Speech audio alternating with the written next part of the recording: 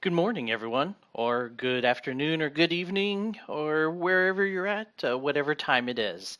Um, First off, thank you very much for taking the time to be a part of Make It Better. The One of the things that we always appreciate is that folks don't have a lot of times these days, especially app builders such as yourselves and designers such as yourselves. So we always really truly do appreciate when you all take time out of your busy schedule to spend it with us, and hopefully you'll find the next 4 hours valuable. So I'm Tommy Lewis. I'm a technical evangelist here in Microsoft Canada. I'm actually broadcasting from one of our local offices in Vancouver, and you'll be hearing from other speakers as well, all across Canada, including Toronto and other great places like that. So what I'm going to do in the brief amount of time that I have with you all, we're going to talk about a few things. So, of course, we're going to talk about apps. That's primarily why people are tuning into this, and we'll have some good stuff there. I'm also going to spend a bit of time around design thinking. What we find is that when we look at folks who are very successful in building apps, usually it isn't someone who just sort of thought of an idea and just started coding right away. Usually it's some folks, it's people who have really kind of taken the time beforehand to sort of think about what they're going to do, iterate on that before actually writing the code. And so we'll talk about that a bit. Then, of course, we can't have a design discussion without talking about the design principles around what we do, and just want to kind of give you sort of a backdrop of how we think about things. And what you'll probably notice is that the way that we're thinking about design really is crossing all the different types of platforms. So if you do Windows, Windows Phone, or Xbox, you'll see that we have this sort of design principles or design philosophies that really kind of permeate through that. And in fact, even if you look at the new Azure portal, you're starting to see a bit of those design principles come out as well. And of course, if we have time, we'll do some Q&A. So there is the chat window that you should see on the website that you can put your questions in, and we'll make sure to try to get those answered. And of course, afterwards as well, if you needed to ask any questions that you didn't get to ask, we will make some way for you to get questions to us, and we will follow up with you all. So with that, let's start off with talking about apps, and apps. And so it's probably no surprise to anyone, no matter kind of what app platform you look at, is that there are just a lot of apps, thousands upon thousands upon thousands of apps. It is not we are not sort of in this world anymore of we will build it and they will come. I'll build an app and of course people are just going to start, finding it and downloading it and things like that. What we're starting to learn is that there are sort of these different tips and tricks. And I'll show you this screen here and there's these tips and tricks that we've kind of found out that we think are very helpful, and you'll hear about these throughout the time that we have together. But one of the things that you should think about is really the design of your app.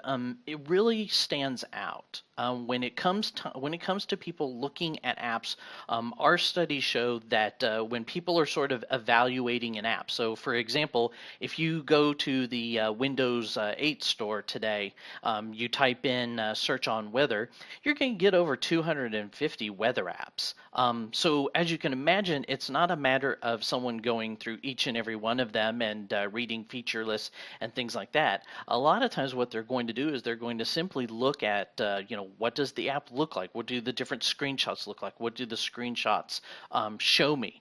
So one of the things you'll hear a lot, especially when we talk about the store later on, is you'll find that we really say, hey, make sure that at the end when you're kind of hurrying up to get your app submitted, make sure you take time to actually think about like what are the things that I'm going to show, because you may have spent tons of time writing code, good code, with really interesting features, but maybe people aren't even going to be able to see those unless the screenshots that you have actually represent the work that you did.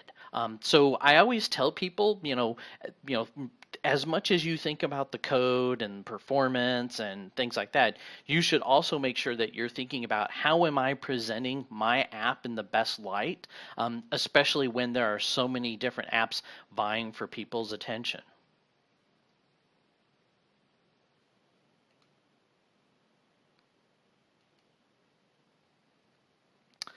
So let's talk a little bit about design thinking. And these will be just a few kind of tips and tricks that we talk with people. So, for example, one of the things that we do as evangelists is we sit with different customers and communities and things like that, and we actually review apps with folks. One of the things that I do here in Vancouver is I actually am at a startup company called Launch Academy. It's a startup place with a lot of different startups, and we have these office hours, and we do is we have people bring in their Windows 8 apps or Windows Phone apps, and we'll actually kind of work with them to figure out, how do we make sure that the quality is good and that the app is shown in its best light and things like that. And what we find is that, people who sort of started off doing some of the right things, usually there's a lot less of that feedback of you need to do this, you need to do that, because a lot of those things that maybe you were kind of thinking about and pondering through, you can find very easy early in the process. And one of the things that we all know in development is that you always want to find your challenges much earlier in the process, because again, if you're in sort of the planning phase or the kind of infancy of designing your app, it's a lot less expensive to make a change in how you were thinking about doing something than when you already have the bits, or you already have something, in the store. So what we do is we say, the best thing to do is sort of embrace this sort of design process. And the kind of, early set on is, first off, defining what it is that you're going to build. One of the things that a lot of people do is they kind of get an idea and they go, oh, this will be great. I'm going to build a, weather app. Well, as we've just said, there's over 250 weather apps, and I'm sure there's even more in the Windows Phone store. What you need to do is define what is your app going to do and kind of what is that differentiator. Like when we sit down and we review an app with someone, we ask, what is your one sentence pitch? And part of that pitch should be what makes my app different than all the other apps that are out there? Because if you can't even do that, then really you need to sort of take a step back and figure out like, well, what is going to make mine different than all the other ones that are out there? The second phase, and we'll talk about this some more, is kind of the exploratory phase. Some people call this the ideation phase, and there's all different kinds of words. But basically what it is you're exploring all options, and you're giving yourself the ability to explore as well as bring in other people. And a lot of times, again, what happens is people sort of get in their heads like, oh, this is what we're going to do, without really sort of talking to other people and trying to figure out what it is that they want. I've always said like one of the easiest ways to, test whether your app or your app description is sound is talk to your spouse, especially if your spouse is in a non-technical world. It's kind of interesting because they can very quickly suss out whether you know what you're talking about or if you are just building something that no one would be interested in. So I always suggest the spouse test or the family test or what have you.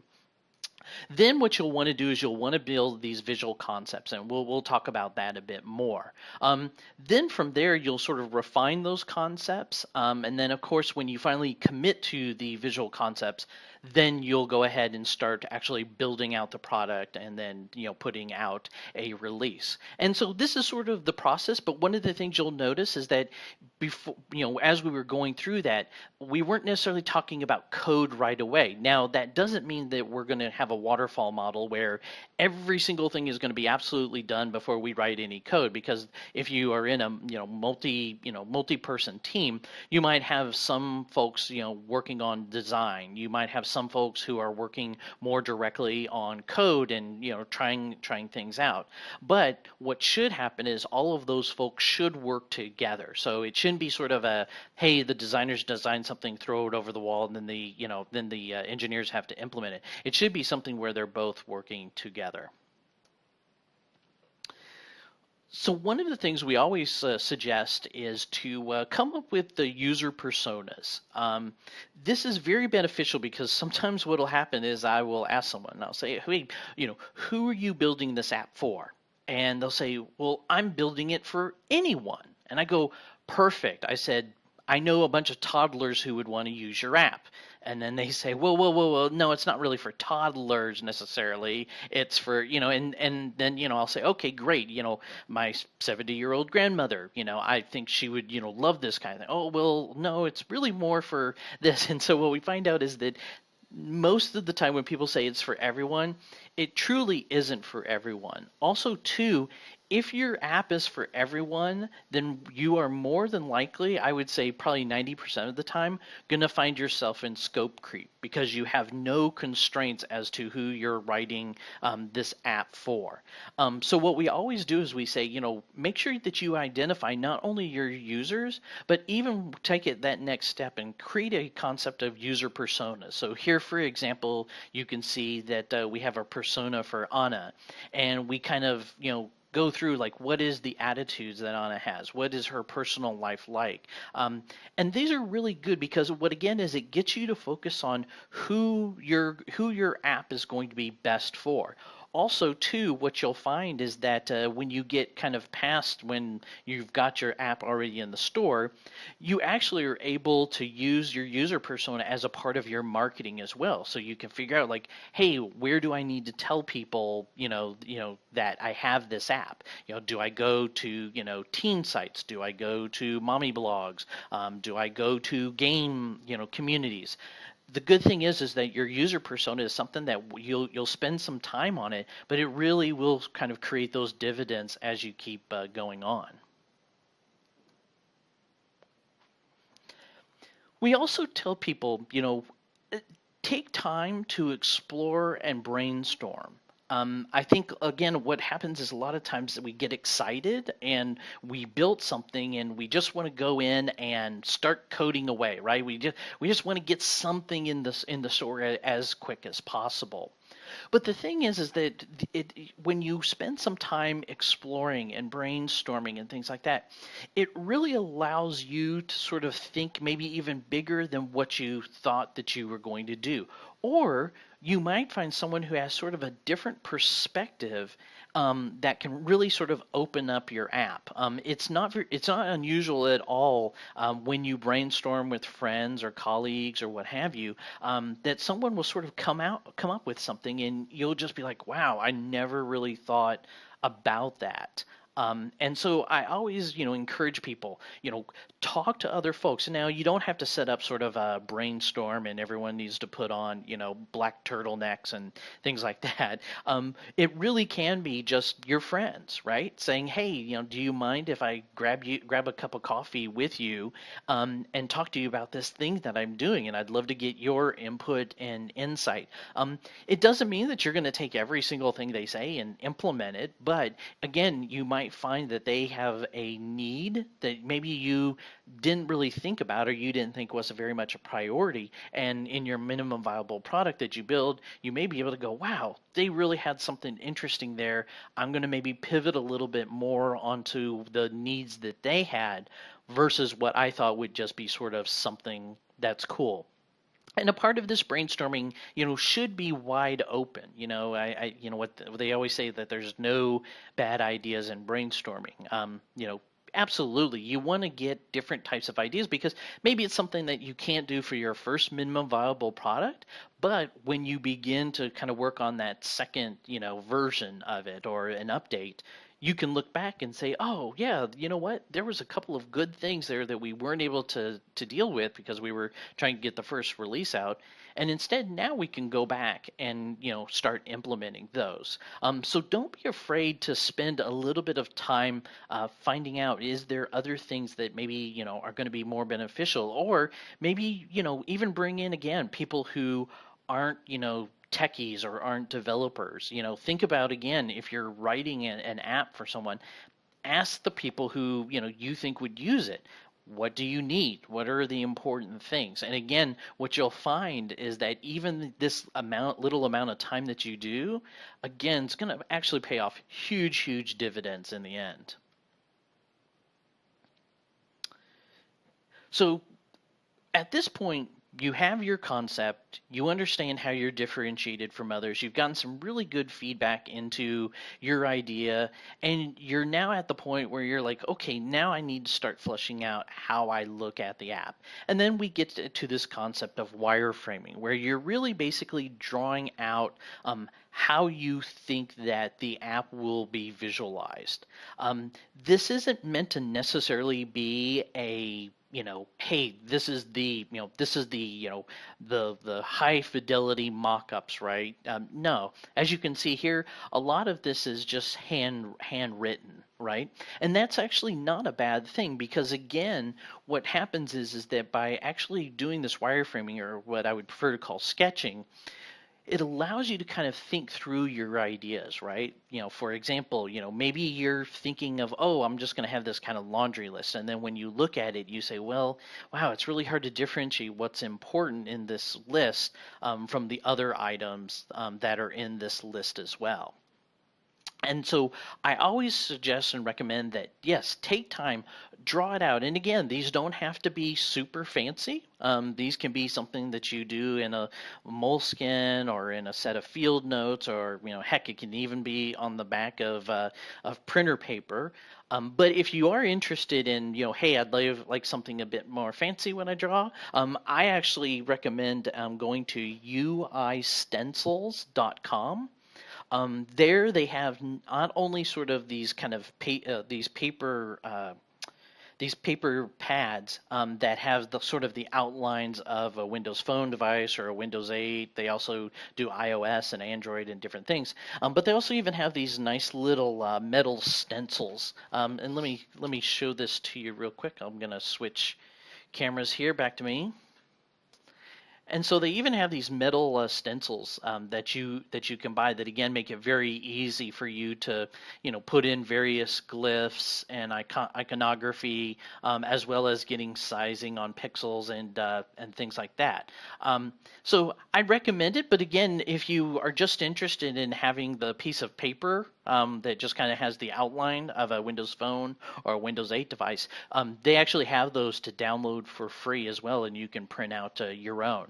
And so they're a nice, fun little thing to have, but again, you don't have to go to major lengths. In fact, you can kind of take it as deep as you want to, like where you're actually doing these, wireframes in Photoshop, to, again, something you're basically using, pen and paper. And surprisingly, pen and paper still work in this crazy digital world that we live in. Now, the second part of the wireframing is this concept of iteration, because what you want to do is, at this time, is you want to sort of think through. And I actually tell people, play around with it. Think about if that piece of paper was a device, and what you think that would look like. Now, don't sort of take wireframes as a way to get review and sign off for. So there's been a lot of people who are kind of dismissing wireframing a bit and saying, hey, it's kind of a waste of time. And from the research, really where sort of the waste of time comes from is when you ask people to look at them and go, what do you think? Do you like this? Because people have bias to say good things. So very rarely will you find someone giving you the type of critique that you need. Not to say that you can't do it with these hand-drawn wireframes, but you should take it with a grain of salt, the feedback that you get. But from a perspective of, hey, how am I going to lay things out? What is the hierarchy? What am I going to have in different panels? That's absolutely something that wireframing can help support. So we always recommend, do those wireframes, and then, go through that, again, iteration process of figuring out, like, does this make sense? Does that make sense, before you actually commit to writing the code?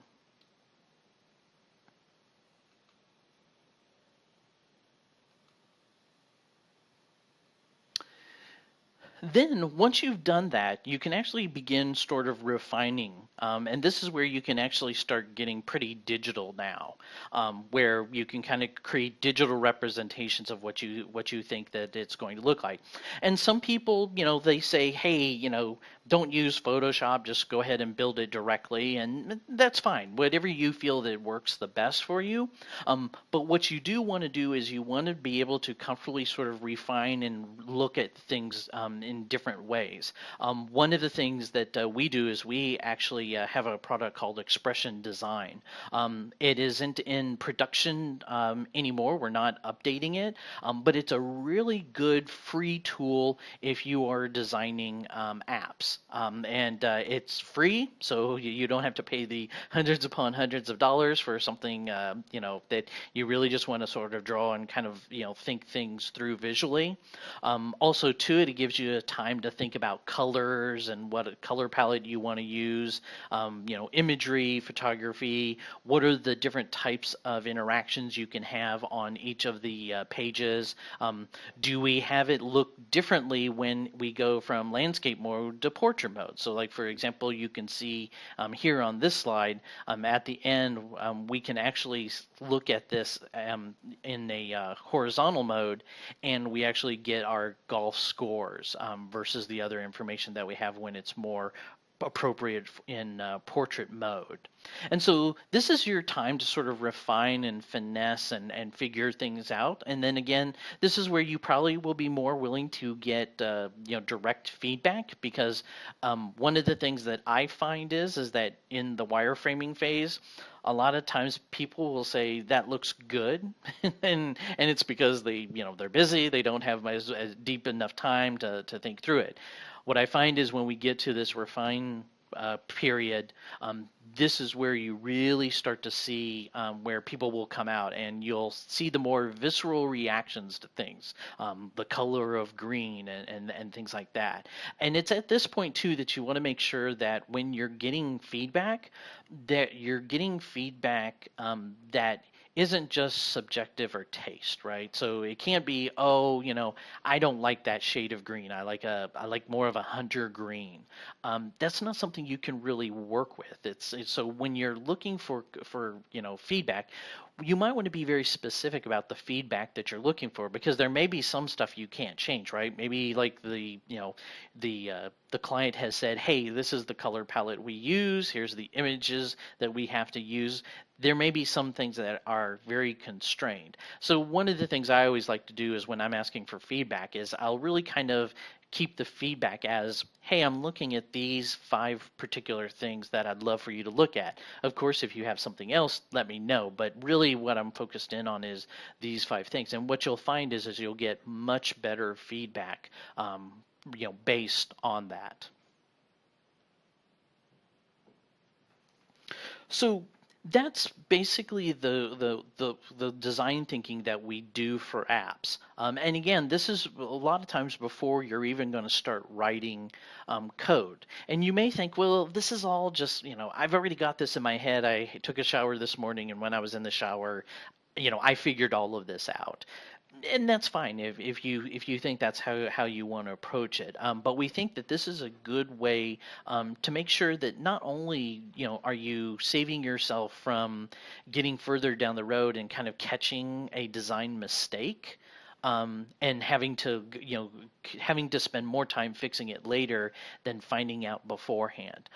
Also, too, what happens a lot of times is you get too far down the road where you can't really take people's feedback. So, for example, a lot of times what will happen is right before a product is about to come out, that's when people will say, we're looking for your feedback. Well, are you really? Because if you're going to be, you're going out in the next, week or two, you're really not going to have time to not only implement something new or to change something, but also to test it out in time. So again, what's nice is you can get a lot of the feedback mechanisms that you need early in the process where it doesn't cost as much. So next, what I want to do is I wanted to talk about embracing our design principles.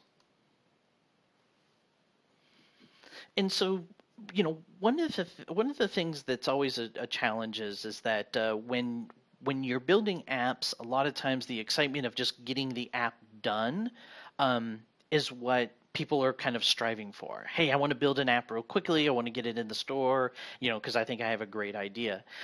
But then then after you get sort of that feedback and you're getting, 1 stars, 2 stars, it can be a little bit disappointing. And you may even be questioning like, wow, I really thought I had a great idea.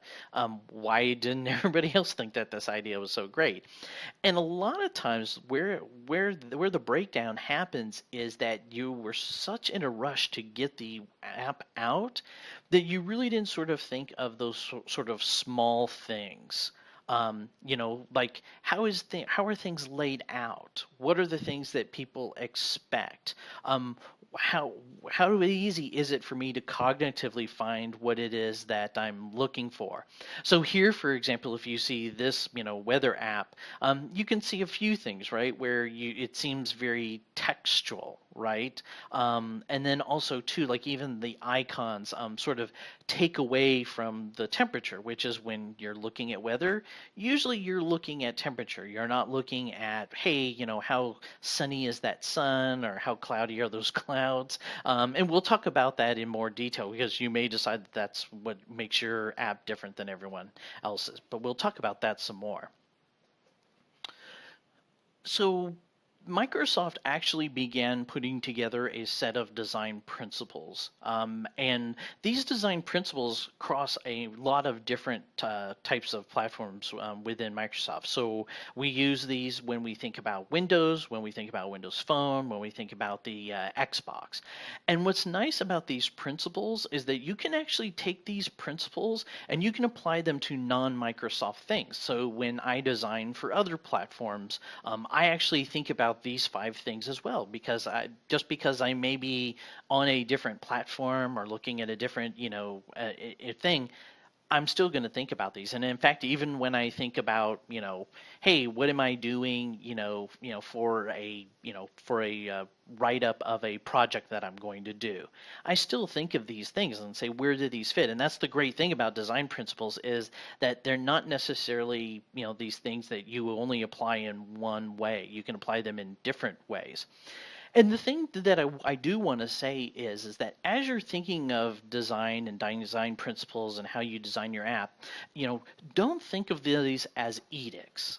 Because I think like if you were around sort of in the first year of Windows 8, you probably got the idea that like we were being very dictatorial about here's how you design things and it has to look like this. And we even saw that in with Windows Phone where people were like, no, you should only use Segoe, you should never do anything else, you should always use a panorama, nothing else. And like they were very editorial. And what I find is that these are good for when you're starting out, but also feel free to branch out a bit, and try new things because what happens is that's how we sort of learn, that's how we sort of evolve. And so again, my kind of takeaway is make sure that you don't look at our design guidance as edicts. Look at it as, hey, these are guidelines that I can subscribe to that will make sure that I stay in the right direction. But if I find something that's sort of unique and different that I want to differentiate my app with, then feel free to. But the good part is that if you look at these design principles, even if you kind of go outside of what we would call our guidance, you still should be falling into these principles because they're definitely at a more higher level. So let's talk through these. So the first one we're going to talk about is being authentically digital. And I apologize, like I even remember the first time someone said, we have this design principle about being authentically digital. I was like, wow, this really reeks of a marketing statement. But then as they sort of delved into it, like it did make sense. Which was being authentically digital is making sure that you're taking advantage of the digital medium. And like part of that was, hey, for example, do icons represent the icons themselves and or a representation of a real life thing, or is it something that's more about sort of a reference, a cognitive reference? And so we always say, like, don't pretend to be something you're not. And so, for example, one of the things that we always look at is iconography.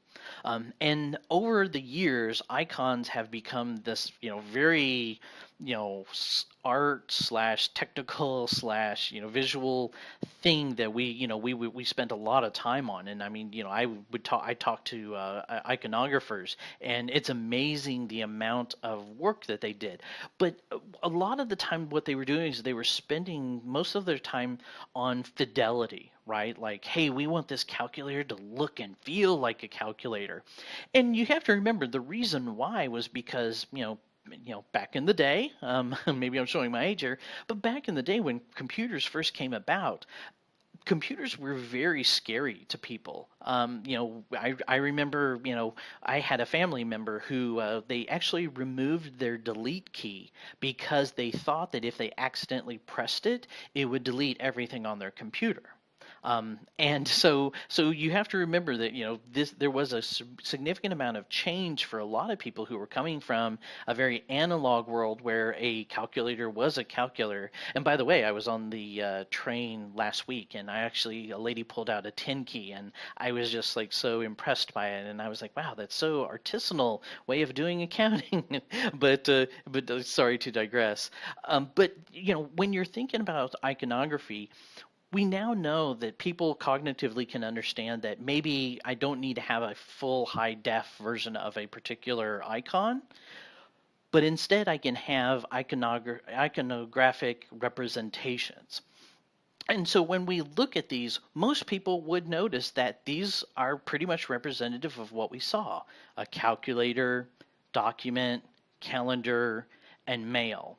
And the good part is that they, when also aligned with, in an app with all of the other things like text and visuals and things like that, what's nice about these is they don't take away from the content. Because remember, people aren't necessarily going to your app to like go, oh wow, your icons are so beautiful.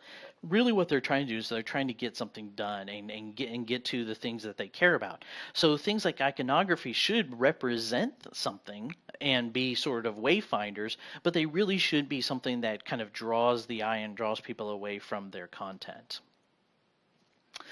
Also, just one last thing about Authentically Digital.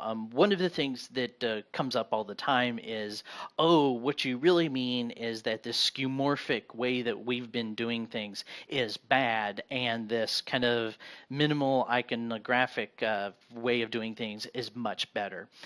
I don't want to say that because I think that sometimes it does make sense that you have things that sort of represent others. Again, if you look at gaming, for example, you wouldn't want to have it just be all iconography unless that was kind of your thing that you wanted to do with your game.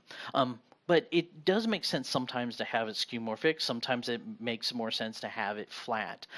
What I would say is, again, focus on those design principles, and does it make sense for it to be digital?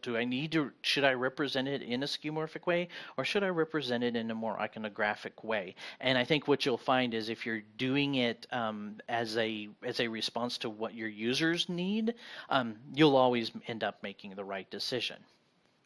So the second principle is do more with less. First off, focus on what you're good at. So what we usually mean by this is, when you're creating something, create sort of what we call that minimum viable product. What is the absolute essence of what you need to build to have a good, functional, quality app? Don't layer it with features upon features upon features, because as you know, that's just much more cognitive overload, and a lot of people just won't even use those things that you think that, wow, I spent all my time on, and then you find out, wow, they didn't even really use that. So again, focus minimally on the things that you need to get done. And then, of course, because of the way that the app model works, where people enjoy getting updates, you can then add those features that you think were kind of priority twos. You can now put those in as well. Also, focus in on your content, not the Chrome. And you've seen good examples of this where on Windows 8, for example, we try to get rid of a lot of that stuff that, things like menu bars and, toolbars and, file menus and things like that. And we sort of get them out of the way as much as possible. So again, that people can focus in on what they came for, which is the content of your app or the thing that we need to do. And then also to, let the content breathe. Content is like wine. It needs to breathe, and we'll talk about that. So here, for example, you actually see kind of some older screenshots of apps that were on Windows Phone or on Windows Mobile at the time. And as you can see, they're very, very busy, right? So, for example, when I look on the left side, I'm looking at caller information, and really, what I just need to know is the phone number that the person is calling. That ominous, creepy-looking guy in the background. Do I really need that there when with the light behind him and all that? No, doesn't really make a lot of sense that we have that. And you can see the same thing on the right. And this was a lot because we were just thinking like, hey, we need to just kind of jam everything in because we wanted to make it easily, found affordances. I wouldn't necessarily do that. Again, if you find yourself trying to jam everything into the screen, you are probably just trying to put too much in there. And so you need to think about what minimally do I need there. Like, for example, do I really need the speaker information? Do I really need a lot of the iconography that that I've seen before? And so compare that to what you see now, where like if you look on the left-hand side, here is sort of the intro screen to your phone, where I can see information very quickly, right? I can see that there's time. I can see that there's an actual alarm that I've set. I don't need that, clock to look like high fidelity, clock. It's just one of those things where it just indicates to me, yes, I have an alarm. And it's very easy to see this, right? And like I can even see like what my next where my next meeting is at, and of course how many emails and things that I have. Which, by the way, 18 emails, that's like awesome. I would love to have 18 emails only. But then also too on the right hand side, you can see here where when we wanted to do something with a picture in our camera roll, instead of making every different type of option available right on the screen as you load up the camera roll app, instead what we do is we say, oh, contextually, when we're ready to select something, we know we want to do something. Because with the camera roll, maybe what I want to do is be able just to review a lot of pictures. So I want to take advantage of the screen space that I have to see my pictures versus, again, putting everything on the canvas. Pride in craftsmanship is another design principle that we look at, and there's sort of a kind of overview of this, which is, hey, sweat the details. Sweat. I always use the term sweat the pixels.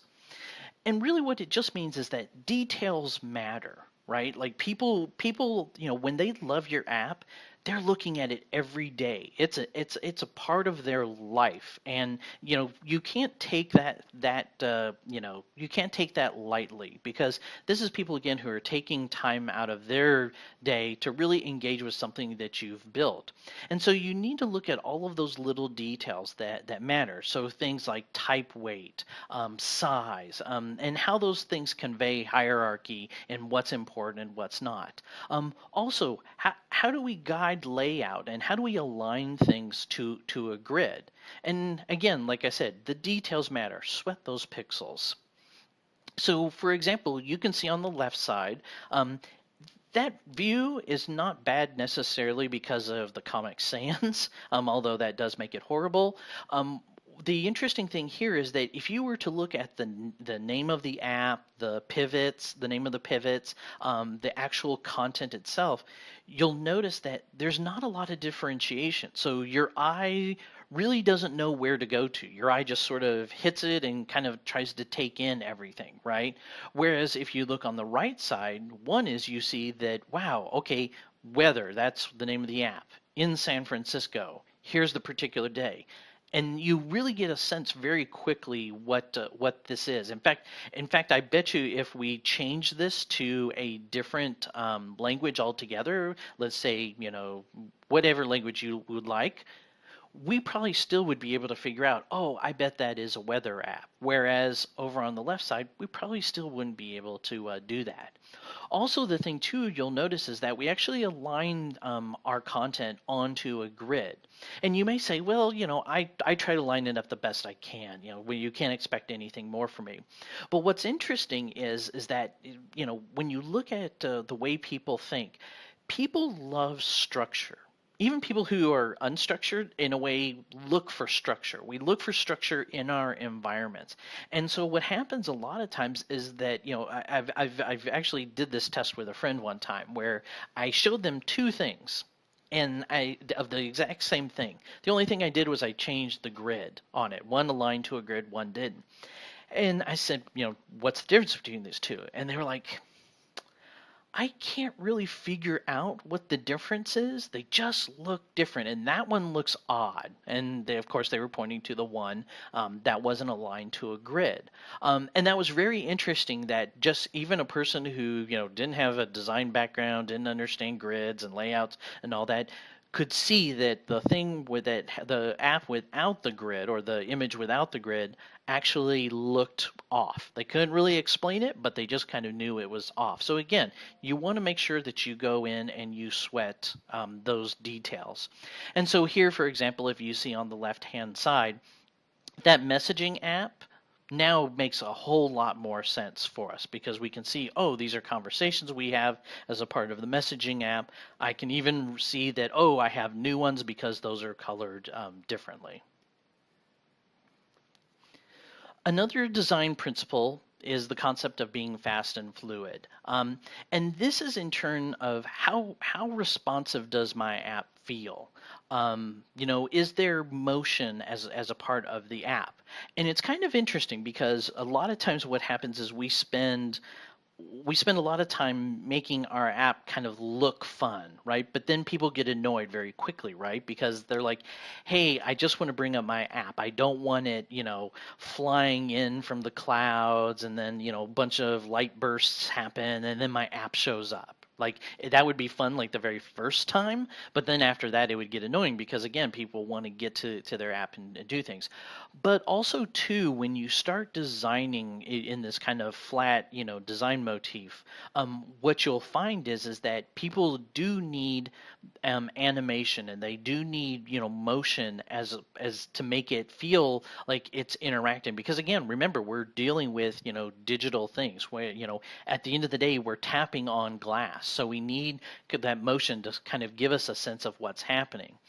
So here, for example, hopefully you can see it a bit, and I'll play it again. But when I'm actually going to go and select a particular email to read, you'll notice that it just does a really quick, what looks like a push. And again, I'll do that to take me where I want. And then when it brings it up, you'll notice that it kind of slides in versus just appearing. Because when things just appear, it is slightly jarring. I mean, look at horror movies. That's kind of one of the things they do, right? They show you an empty doorway, and then the very next second, the scary creature is in the doorway. But you don't want that in your app, unless you're building a horror app.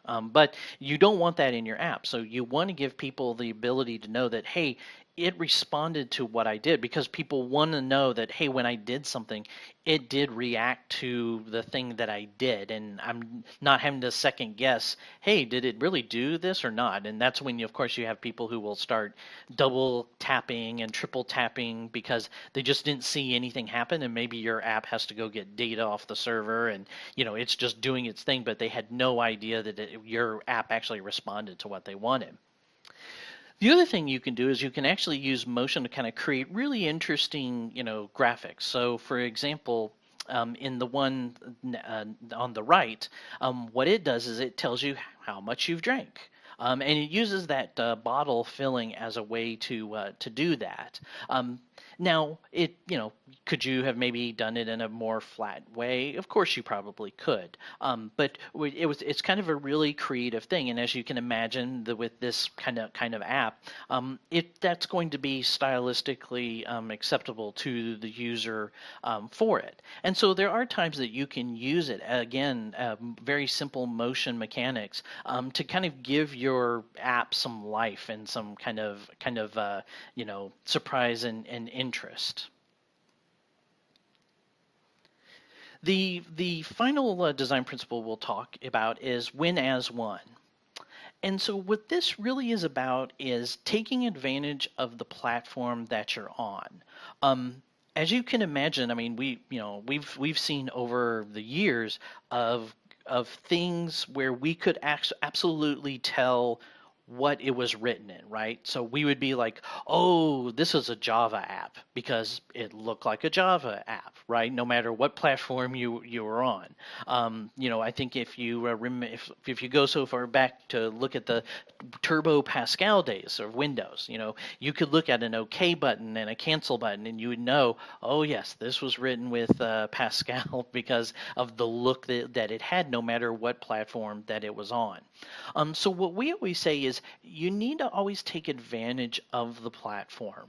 What you don't want to do is to design for a particular platform and then just simply port the look and feel over to another platform, because what might happen is you might people will learn things on a platform of how things work, and then when your app acts different, it seems like the odd one out, right? And like a good example of this was when people were porting iOS apps to Windows 8, or I'm sorry, Mac apps to Windows 8 as well. What happened was people were used to going and swiping from the right and clicking on settings to find the settings for their app. They weren't used to kind of drilling down into a file system. So there were some challenges around that. And the good part, though, is that we're now actually starting to see a lot of third parties that sort of present themselves as, hey, you can write your app in the language of your choice, and then it will run on different platforms. And you can think of like PhoneGap and folks like Xamarin. And like Xamarin is pretty interesting because what they actually do is when they build a button on the different platforms, they don't do an owner draw button, which usually was, hey, we're going to kind of draw the button for you and we will sort of handle all of the mechanics of that button. And instead what you have is what I think Xamarin does it in a really good job of is I'm going to use a native button. So whatever the button is on Windows, I will use that for the Windows app. If it is a iOS app, I'm going to use the button from there. And what happens is that you're now not having to thunk through a few layers of code and libraries for your performance. But then again, you're also giving people what they expect, because a lot of us are multi-platform and we can switch back and forth very easily, but there are a lot of people out there who are still on one platform, and what they want to find something that is very similar to them and warm to them, and so you want to take advantage of that platform. And so, for example, in Windows, you can take advantage of these concepts of live tiles. And so you've seen it in Windows, and you even see it in Windows Phone. And so here, for example, in Windows Phone, you can actually usually decide on, hey, how do I want these tiles to show themselves? Because they're not just, standard icon images. They are, small, they are medium, they are wide, and they can also have data that gets updated, right? So for example, on the flip version of the live tile, you can actually go from an image to text. You can also cycle through different pictures as well. One of the things I thought was very, very cool was there's an app called Bad Traffic. It's a game on Windows Phone, and what happens is in the game you can collect these cars, and then what they actually do is they actually create an image for your live tile that shows you the cars that you own. And I just thought that was just a very unique way to think about that live tile. And what's interesting is we're getting a lot more people people who are sort of expecting those tiles. And what you see here is just again another example of, we're at the point now where we don't sort of just build for one type of device. We actually build across platforms, and in fact, we're even now starting to see a lot of people who are even building on multi-vendor platforms, right? So it's not unusual for someone to say, "Hey, we're going to build a Windows 8 and Windows Phone app, but then we're also going to build an iOS version, a Mac version, an Android version, a Firefox OS version, if you will." You're going to see more and more of that. We've tried to make it very easy. We now have this concept of universal apps, where you have a project template in Visual Studio that basically allows you to build one project, but that will go and create a version for the phone and for desktops and things like that. Now, this does mean that we have a bit of a challenge, right? And the web folks face this with the concept of responsive design. But I think that it's spot on that we actually are going to be doing this sort of in the so-called native world as well, which is we don't really know who's coming to us and what type of projects or what kind of device that they may have.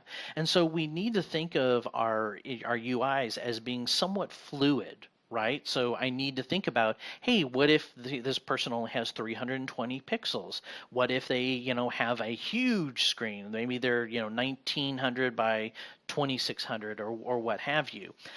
And we have to be fairly comfortable with that. And there's a lot of great tools and things that are out there now that make it much easier. And we'll start seeing those things as we move forward. And of course, Microsoft is going to be doing a lot of events like this and online that will talk about how to make that transition easier from being sort of a one device app to being an app that can run on a variety of different devices and form factors, and even form factors that don't even exist yet or not yet available for everyone.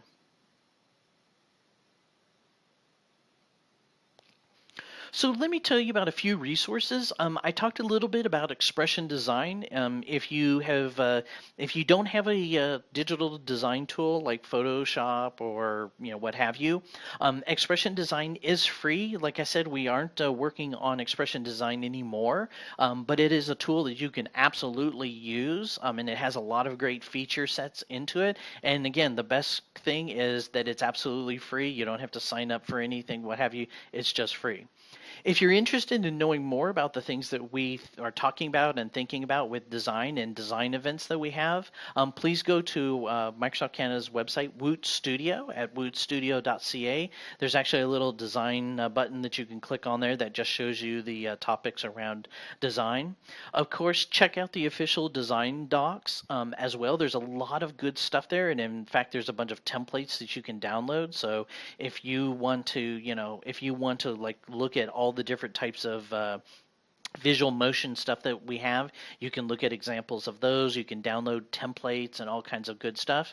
And then again, if you wanted to kind of dive in much deeper, I believe there's it's either 6 or 8 hours, I can't remember, but it's a design boot camp. It's on Microsoft Virtual Academy, and you can get to it by going to this URL here, and that'll take you to the design boot camp, and you can dive into these very deep, and you can look in at code and blend and things like that. So with that, I am done and talking about the things that I had on here. I was just going to see real quick if we had any Q&A here. Let's see. So it does look like we have a question from Christian. Here's a question. How does desktop really fit in? I find myself often in trouble thinking of UIs for desktop because there's no pinch to zoom and swipes. It has to work with keyboard and mice. Any ideas to work around that? That's interesting because what is happening is that there are people who are starting to expect to be able to interact at all points. So, if they're using keyboard and mouse, that they can interact with your app with that. If there is touch enabled, if you have touch available to you, you can take advantage of that as well. One of the things that we have changed a little bit, I know on the Windows 8 side of the house, is we did change it where you can define that your app only supports one or the other, because there were folks who were saying, wow, I'm never going to get my app out if I have to do all three. And there were times where it maybe didn't necessarily make sense. So you do have that ability to go in and select, how you want to approach that. But yeah, there is going to be the challenge of learning, hey, how do I support these different things? And in the documentation online, depending on if you're Windows 8 or Windows Phone, there is some help there for you on that. Another question from the chat: are there any SketchFlow templates for Windows Phone 8 on Visual Studio 2013? I would have to check on that. I could have sworn that I did see that where someone actually showed SketchFlow using that, but again, don't quote me on that. I'll actually come back and give folks an answer to that. Let's see. Do you prefer native development or hybrid development? That's a good question, and what I'm going to do is I think I'll sort of define hybrid because I think it means different things to different people. And so hybrid development typically means that you have a lot of the infrastructure built in as a website, but that content is brought through a native app. And there's actually sort of two ways that you can go about this. So one is, hey, all of my infrastructure is sort of in the cloud, right? I have these web service endpoints that are in the cloud, and basically I have a client that is just responsible for calling those endpoints and bringing data back and forth. There's also a new sort of hybrid app, which is what we use called web app templates, which is basically a sort of shell around a website that not only allows you to run the website kind of native on the on your computer, but also allows you to do things like you can actually change up the CSS. I used to say, I don't think that's a good thing, but now with the web application template, and you can go to Codeplex or you can Google Bing web app template and you can find it. I changed my mind. I actually think that you can actually build a very strong, solid app with the web application template because it has a lot of great stuff in there. I will be around, of course, for the chat as well. So I can go in and add some more commentary there because I know what we want to do is take a little bit of a break. So we're going to take a break for 10 minutes. We're actually going to connect to our good friends in Toronto, and you'll be talking with Mickey on another topic about making your apps better. So again, I want to thank everyone very much for being a part of the conversation. And like I said, we're very happy and that you took this time to spend with us. And yeah, keep those questions coming, and we'll be talking some more. Thank you very much.